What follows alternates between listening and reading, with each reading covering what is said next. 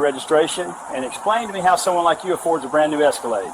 The same way anyone does, Sheriff. I work for a living. Work doing what exactly? Because rides like this don't come from honest work in my experience. Your experience is about to get a lot more expensive, Sheriff. Special Agent Carter, Federal Bureau of Investigation. Flashing lights cut through the quiet Tennessee night like a warning siren.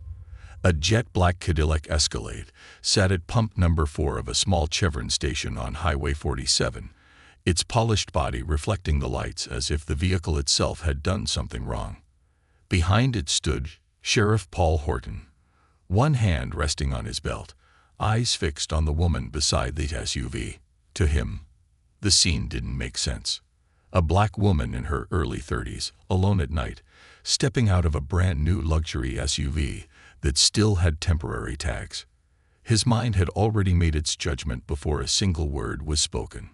Before we continue, tell me in the comments where you're watching from. And if you believe people should never be judged by their skin color or the car they drive, please subscribe to the channel. Your support helps stories like this reach more people. Now let's continue. The woman standing beside the Escalade was Mary Bethany Major. Her dark blazer hung slightly loose after a long day, and the white blouse underneath was creased from hours of sitting behind a desk and driving between offices. She looked tired, but calm. She had just finished a 14-hour shift at the federal field office in Nashville and was only 30 minutes away from her apartment in Clarksville. Stopping at this gas station was part of her routine. She pulled in here almost every night she worked late. Same pump when it was free. Same bottle of water from the store. Same quiet moment before the final drive home. Tonight was no different until the sheriff's cruiser rolled in behind her. Mary noticed the lights reflecting off the glossy paint of her Escalade and turned around slowly. Her shoulders tightened the moment she saw the patrol car parked directly behind her vehicle, blocking it. That feeling hit her instantly. Not fear. Recognition. It was a feeling she had experienced many times before.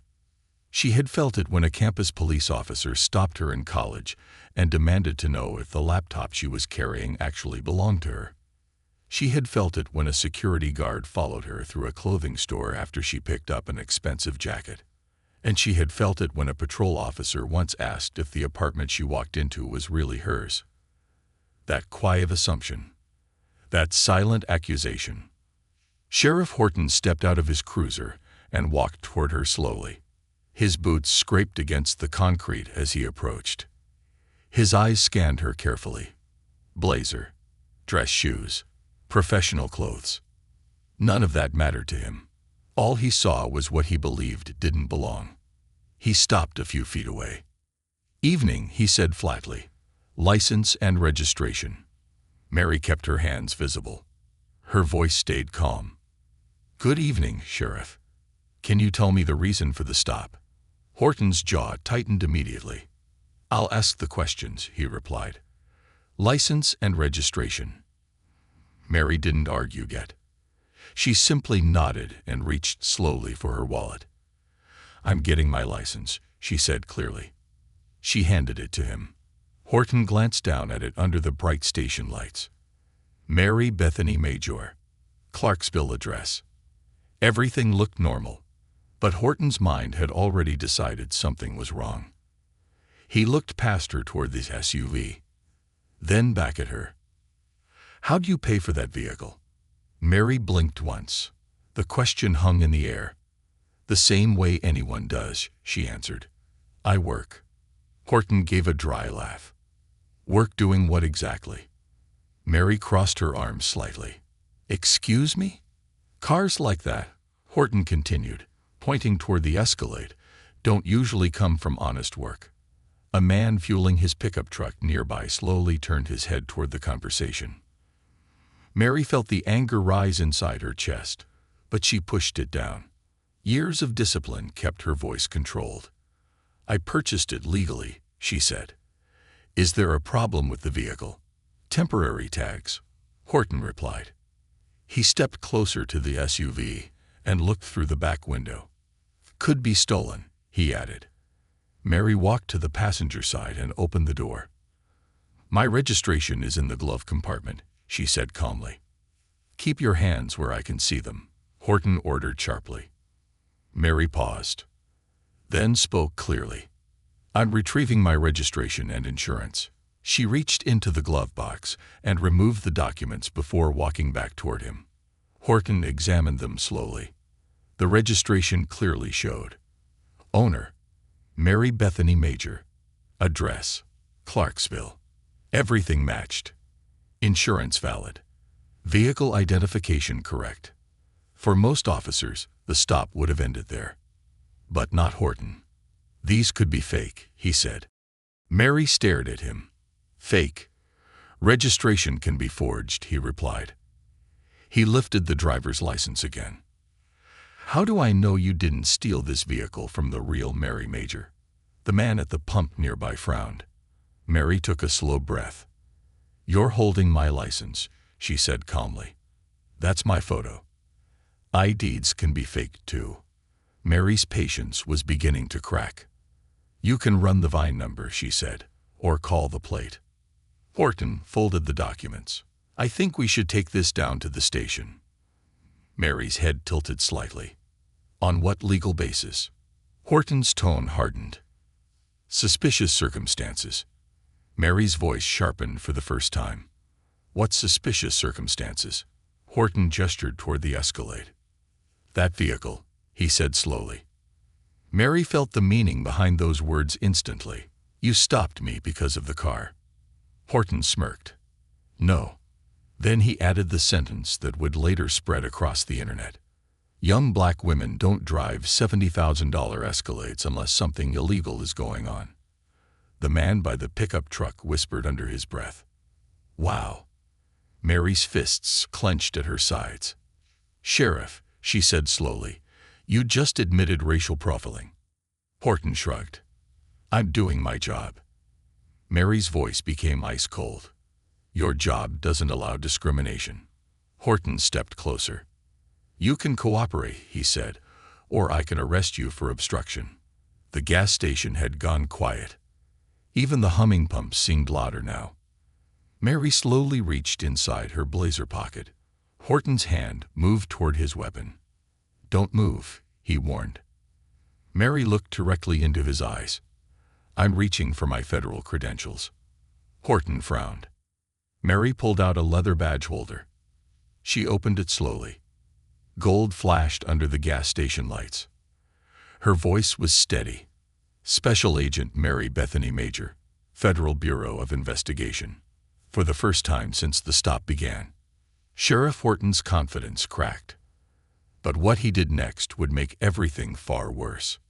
Sheriff Paul Horton stared at the gold badge in Mary Bethany Major's hand as if his brain refused to process what he was seeing. The metal seal reflected the gas station lights clearly. The letters FBI were engraved boldly across the center. The identification card beside it displayed her photograph, her name, and the official seal of the Federal Bureau of Investigation. For a brief moment, the entire gas station seemed frozen. The man pumping gas had stopped completely, nozzle still in his truck. Two people inside the convenience store were now standing at the window with their phones raised. Even the buzzing fluorescent lights overhead sounded louder in the silence. Horton took the credentials slowly. He turned them over in his hands, inspecting the badge like someone examining a coin for authenticity. The weight was right. The engraving looked official. Everything about it appeared real. But admitting that meant admitting he had made a terrible mistake. His pride wouldn't allow that. Instead, his face hardened again. He handed the badge back and folded his arms. Anyone can buy fake FBI badges online, he said. Mary blinked slowly. For a second, she almost laughed. Sheriff Horton, she said carefully, those credentials are real. You can call the FBI Nashville field office and confirm them in less than 2 minutes. Horton shook his head. Even if you are FBI, he replied, that still doesn't explain how someone your age affords a vehicle like that. Mary felt her patience slipping away. FBI special agents start around $78,000 a year, she explained. With locality pay and step increases, my salary is about $92,000. Horton raised an eyebrow. You expect me to believe that? That's public information, Mary said sharply. And you bought a $70,000 SUV with that. Mary folded her arms now. I saved money for 4 years, she said, and I received a small inheritance from my grandmother. Horton smirked. Convenient. The man by the pickup truck finally spoke up. Officer, she showed you an FBI badge. Why are you still bothering her? Horton spun toward him immediately. Mind your business, he snapped.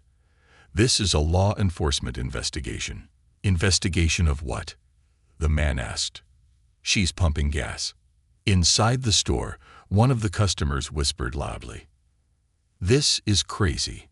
Horton turned back to Mary, his voice colder now. I need to search the vehicle. Mary's response came instantly. No. Horton's eyes narrowed. Excuse me. You don't have probable cause, Mary said calmly. You don't have a warrant, and you don't have my consent. I have reasonable suspicion. Mary tilted her head. Of what? Horton gestured toward the SUV again. Drug money. Fraud. Something. Mary let out a quiet breath. Sheriff Horton, listen carefully. Black woman driving an expensive car is not reasonable suspicion. It's racial profiling. Horton stepped closer. You want to argue law with me? I enforce federal law, Mary replied. For the first time, Horton looked unsure, but pride pushed him forward again. I said I'm searching the vehicle, and I said no. The tension in the air thickened. Then a second patrol car pulled into the station. A younger deputy stepped out, looking confused. He walked over slowly. Sheriff, everything okay? Horton didn't even look at him. Routine stop. Mary turned toward the deputy. Deputy, I'm Special Agent Mary Major with the FBI. The deputy's eyebrows jumped. FBI? Yes, Mary said. Your sheriff detained me without cause and is threatening an illegal search. The deputy looked at Horton. Sheriff, is that true? Show him the badge, Horton snapped. Mary opened the credential holder again. The deputy studied it carefully. His expression shifted immediately. Concern. Real concern. Sheriff, he said quietly, maybe we should call the captain. I said I've got this handled. Mary slowly pulled her phone from her pocket. I'm calling my supervisor. Horton stepped forward suddenly. Put the phone away. Mary stepped back quickly. Do not touch me, she warned. Several phones were now recording openly. The gas station attendant had come outside. A woman who had just pulled in for gas lifted her phone and began filming as well. The deputy shifted nervously. Sheriff, he said again, lowering his voice, this is getting bad. Horton ignored him. Mary held her phone firmly. You have illegally detained a federal agent, she said calmly. You have accused me of theft with no evidence, and you have threatened an unlawful search. Horton laughed nervously. You're making a big deal out of nothing. Mary's eyes locked onto his. No, she said quietly. You are. The deputy rubbed the back of his neck. Sheriff, maybe we should call Captain Linda Morrison. Horton snapped. I don't need the captain. Mary spoke again, louder now so everyone could hear. Sheriff Horton, you have two options. The small crowd fell silent. Option 1, she said, you return my documents, apologize, and let me leave. Horton's jaw clenched. And option 2. Mary's voice became cold and precise. You continue this illegal detention. I file a federal civil rights complaint. The FBI Civil Rights Division investigates you personally. The deputy's face drained of color. Mary continued. The security cameras here will be subpoenaed. The witness recordings will be used in court. Your department records will be reviewed. The sheriff shifted slightly, but he said nothing. Mary finished. And if a pattern of racial profiling is found, Sheriff Horton, you will lose your badge." The words hung heavily in the air. For a brief moment, Horton looked like he might step back. The deputy clearly hoped he would. But Horton's pride took over again. He stepped forward. "Step away from the vehicle." Mary didn't move. "You're under arrest for obstruction of justice," the deputy gasped. "Sheriff." "No." But Horton had already pulled out his handcuffs. Mary looked at the deputy calmly. "What's your name?" "Deputy Evan Walsh," he answered quietly. "Deputy Walsh," Mary said, "you're a witness now. When the federal investigation starts, you will testify." Walsh swallowed hard. Horton grabbed the cuffs tighter. The crowd held their breath. And then, a black sedan suddenly pulled into the gas station. The driver's door opened. A woman stepped out with authority in every step. Deputy Walsh whispered with relief, "Thank God." Mary recognized her instantly. Captain Linda Morrison. And the moment she saw the scene, everything changed. Captain Linda Morrison stepped out of her sedan and immediately sensed something was very wrong. Years of law enforcement experience had trained her to read a scene in seconds. The flashing patrol lights, the small crowd standing near the pumps, phones raised and recording. Sheriff Paul Horton holding handcuffs, and standing directly in front of him was Mary Bethany Major, calm but clearly furious. Morrison walked toward them with steady steps. "Someone explain what's happening here," she said firmly. Deputy Evan Walsh looked relieved to see her. "Captain, this is Special Agent Major from the FBI," he said quickly. Sheriff Horton stopped her and, "I've got it handled," Horton interrupted. Mary turned to Morrison. "Captain Morrison," she said. Recognition flashed in the captain's eyes. They had met before during a multi-agency task force meeting involving federal and state investigators. Morrison had represented the county sheriff's department while Mary worked alongside federal agents investigating interstate drug trafficking. "Agent Major," Morrison said slowly. "What happened?" Mary spoke clearly and calmly. "About 20 minutes ago, your sheriff blocked my vehicle while I was pumping gas," she explained. "He demanded to know how I could afford my Escalade. When I provided my license, registration, and insurance, he said they were probably fake. When I showed him my FBI credentials, he said those might also be fake." Morrison's expression darkened. Mary continued. "He detained me based on his belief that young black women don't drive $70,000 vehicles unless something illegal is going on. He threatened an unlawful search and just attempted to arrest me for obstruction." Every word made Morrison's face tighten further. The phones recording nearby didn't stop. The gas station cameras kept rolling. Morrison slowly turned toward Horton. "Sheriff," she said. Her voice had changed. It was no longer curious. It was cold. "Is that accurate?" Horton folded his arms defensively. "I was investigating suspicious circumstances." Morrison didn't blink. "What suspicious circumstances?" Horton hesitated. "That vehicle," he said finally. Morrison frowned. "Did you witness a traffic violation?" "No." "Did you receive a report of a stolen Escalade?" "No." "Did you run the plates before approaching the driver?" Horton paused again. "No." Morrison took a slow breath. "Then explain exactly what reasonable suspicion you had." Horton shifted uncomfortably. She matched a profile. Mary let out a quiet breath. The crowd murmured softly. Morrison's eyes narrowed. "What profile?" Horton didn't answer immediately. That silence said everything. The captain turned slightly and looked at the Escalade, then back at Mary. She understood the situation instantly. When Morrison spoke again, her voice was sharp. "Sheriff Horton, return Agent Major's documents." Horton's face flushed. "Captain." "Now." Reluctantly, Horton handed Mary her driver's license and registration. Mary accepted them without speaking. Morrison turned back to her. Agent Major, on behalf of the department, I apologize for this stop. You are free to go. Mary looked at her for a moment. Then she shook her head slowly. With respect, Captain, an apology doesn't fix what just happened.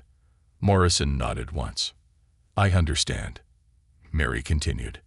Your sheriff publicly stated that he stopped me because black women don't drive expensive vehicles unless they're criminals. Several witnesses nodded. Phones kept recording. Mary pointed toward the cameras above the pumps. That statement is on video, she said. Then she gestured toward the witnesses. And on at least 6 phones. Horton looked around and realized just how many people were recording. His stomach tightened. Mary continued calmly. I work in the FBI Violent Crime Division, she said. Part of my job involves investigating civil rights violations. The words hit Horton like a punch. Mary spoke slowly so every word was clear. This stop was illegal. The crowd stayed silent. Mary continued.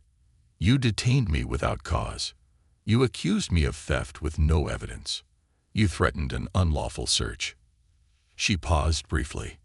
And you attempted to arrest a federal agent because I refused to allow a violation of my constitutional rights. Morrison nodded again. She turned to Horton. Badge, she said. Horton blinked. What? Your badge. His voice rose. You're suspending me here, in front of everyone. Morrison didn't move. Yes. Horton shook his head. I was doing my job. Your job does not include racial profiling, Morrison replied sharply. Horton looked around desperately. No one supported him. Not the deputy. Not the witnesses. Not even the crowd watching. Mary remained silent. Finally, Horton slowly removed the badge from his chest and handed it over. Then he unclipped his service weapon. Morrison accepted both. Effective immediately, she said, You are suspended pending internal investigation. Horton stared at the ground. The reality was beginning to sink in. Mary turned toward her Escalade. But before getting in, she looked back at Morrison. This isn't over, she said calmly. I know, Morrison replied. Mary nodded slightly. I will be filing a formal complaint with the FBI Civil Rights Division. Morrison sighed quietly. I expected that. Mary added one more sentence. There will also be a civil lawsuit. Horton's head snapped up. Mary met his eyes. I'd spent 4 years building federal cases, she said. Her voice was calm, but it carried quiet power. And tonight, you handed me everything I need. She got into the Escalade and started the engine. This SUV rolled out of the gas station slowly and disappeared down Highway 47. Behind her, Sheriff Paul Horton stood silently without his badge. The witnesses kept recording. Deputy Walsh stared at the ground. And Captain Morrison already knew something. This moment was about to explode far beyond that small gas station. By morning, the entire country would be watching. By the next morning, the quiet gas station on Highway 47 had become the center of a national storm. What happened that night was no longer just a local incident between Sheriff Paul Horton and Special Agent Mary Bethany Major. It had become a story that millions of people were watching across the country.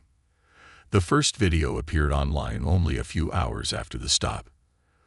One of the customers who had been inside the convenience store uploaded the recording to social media before going to bed. Within 12 hours, it had already reached hundreds of thousands of views. By the afternoon, major news outlets were playing the clip repeatedly. The moment that spread the fastest was Horton's own voice, saying the sentence that would destroy his career. Young black women don't drive $70,000 Escalades unless something illegal is going on. Legal experts on television immediately called the video one of the clearest examples of racial profiling ever caught on camera. Civil rights organizations demanded action. Reporters shoved the Chevron station from every angle. The surveillance footage combined with witness recordings created a complete timeline of the stop. Every word Horton spoke was clear. Every decision he made was visible. The public reaction was swift and brutal. Comment sections exploded with outrage. Many viewers pointed out that the entire situation would have ended in less than 2 minutes if the sheriff had simply run the plates or listened to Mary when she first explained who she was. Instead, pride and bias turned a routine moment into a national scandal. The Federal Bureau of Investigation released a statement the following day confirming that Mary Major was a decorated agent assigned to the Violent Crime Division. They also confirmed that the Bureau had begun reviewing the incident carefully.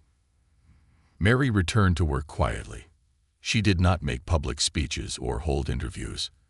Instead, she followed the same procedure she used when investigating other cases. She documented every detail: the timeline of the stop, the statements Horton made, the witnesses present, the video recordings. Her report was precise and organized, just like any federal investigation file. While the public focused on the viral videos, Mary focused on the evidence. Meanwhile, inside the county sheriff's department, the situation was collapsing quickly. Captain Linda Morrison immediately opened an internal investigation into Horton's actions. She reviewed department records and traffic stop reports from the past 6 years. What she discovered made the situation even worse. Horton had conducted multiple stops that raised the same question. Several drivers from minority communities had been stopped while driving expensive vehicles. Most of those stops ended without citations. In many cases, Horton had written vague explanations like suspicious vehicle or unusual circumstances, but there were rarely clear legal reasons listed. Morrison realized that the incident at the gas station might not be isolated. 6 weeks after the stop, the county made its decision. Sheriff Paul Horton was officially terminated from the department. The termination letter listed several reasons: unlawful detention, racial profiling, violation of departmental policy, abuse of authority, and conduct damaging to public trust. The consequences were severe. Under state law, certain misconduct could lead to the loss of retirement benefits for law enforcement officers. Because Horton's actions were considered official misconduct, his pension was revoked. After 18 years in law enforcement, he lost the retirement he had been expecting to rely on. His law enforcement certification was also removed. That meant he could never work as a police officer anywhere in the state again. But the legal consequences were only beginning. 3 months after the incident, Mary Major filed a federal lawsuit. The complaint was detailed and powerful. It described exactly what happened during the stop and explained how Horton violated her constitutional rights under federal law. The lawsuit also included evidence from the department's records that suggested a pattern of similar stops involving minority drivers. The case named Horton personally, as well as the county and the sheriff's department. The damages requested were $40 million. The county's legal team quickly realized how serious the situation was. The video evidence alone made the case extremely difficult to defend. Horton's own words had clearly shown the reason for the stop. Rather than face a trial that would bring even more national attention, the county chose to settle the lawsuit. 14 months after the gas station incident, Riverside County agreed to pay Mary Major $40 million. The settlement also required major changes to the sheriff's department. New policies were introduced that required officers to clearly document the legal reason for every traffic stop before contacting drivers. All deputies were required to wear body cameras while on duty. The department also introduced mandatory quarterly training focused on bias awareness and constitutional policing. A civilian oversight board was created to review complaints against officers and investigate possible misconduct. For Horton, life changed completely. Without a law enforcement career and without his pension, he struggled to find stable work. The viral video followed him everywhere. Employers who searched his name online immediately found the footage from the gas station. Within a year, Horton was working night shifts in a warehouse earning a small hourly wage. The financial stress placed heavy pressure on his family. 8 months after the incident, his wife left and moved away with their children. The house they had owned eventually went into foreclosure. The mistake he made during a few minutes at a gas station had permanently changed his life. Captain Linda Morrison later ran for sheriff in a special election and won. She became the first woman to hold that position in the county. Her campaign focused heavily on rebuilding trust between the department and the community.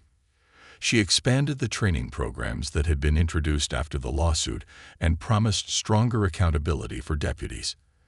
Many residents supported her because they believed she had acted quickly when the incident happened. Mary Major used part of her settlement money for something meaningful. She created a scholarship fund to help young black women pursue careers in criminal justice and law enforcement.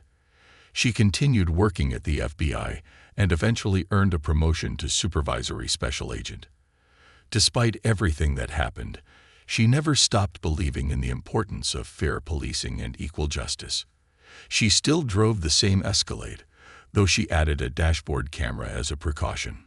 The video from that night did not disappear. Instead, it became a training example.